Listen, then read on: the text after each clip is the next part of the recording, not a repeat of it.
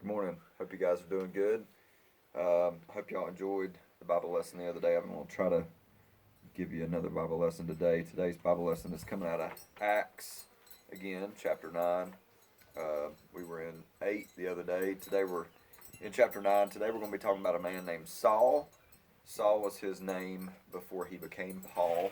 Saul was well educated. He was a Pharisee, and he really studied the law. And when you hear the word law, I want you to think about the law that was given to God's people back in the Old Testament days. And I think I've told y'all this in Bible class this year. So many people, you know, thought that if they just did what the law said, and if they were related to the descendants, if they were related to Abraham, Isaac, Jacob, Joseph, that they had that automatic ticket to heaven.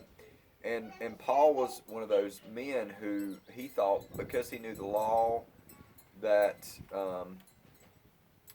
he was serving God by knowing the law and doing the law. But we all know that none of us in here, when I say in here, I mean since Adam and Eve have been able to obey the law perfectly, except for Jesus.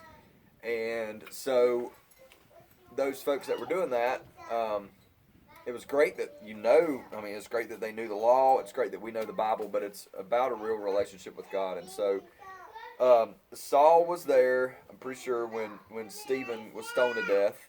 We talked about that. And now Saul is on this mission to put anybody in prison, male or female, that is a believer in Jesus.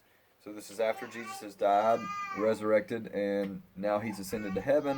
You got people believing in Jesus, and Saul is trying to put those people.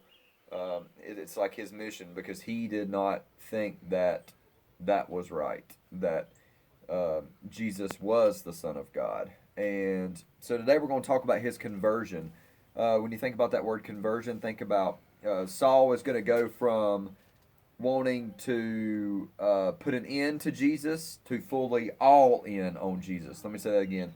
Putting an end to Jesus, that was before his conversion, to being all in for Jesus. So, Bible, here we go. Acts 9. It says, "Meanwhile, Saul was still breathing out murderous threats against the Lord's disciples." Wow, that's pretty powerful.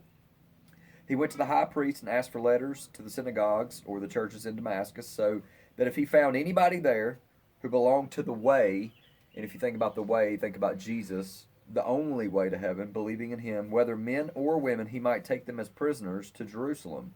So this is Saul being focused on putting an end to Jesus and his believers, his followers. So he's on his way to Damascus, and then suddenly a light fell from heaven, flashed around him. He fell to the ground and heard a voice say to him, "Saul, Saul, why do you persecute me?"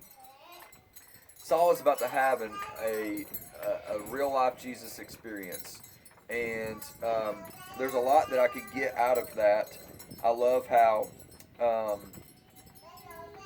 what is speaking to, or who is speaking to Saul, who is speaking to Saul is from heaven. I love that Saul, his reaction was to fall to the ground, and then he's being given a question. "Saul, Saul, why do you persecute me?" That means, why are you treating others ill who believe in me? And then Saul's response is, "Who are you, Lord?" Man, it's like a question is asked, this experience happens, and Saul almost in his heart, I believe, knows, hey, this is the Lord speaking to me, because of the way he used the word Lord in response. And then Jesus says, "I'm Jesus, who you're persecuting. Now get up and go into the city." The city they're going is Damascus.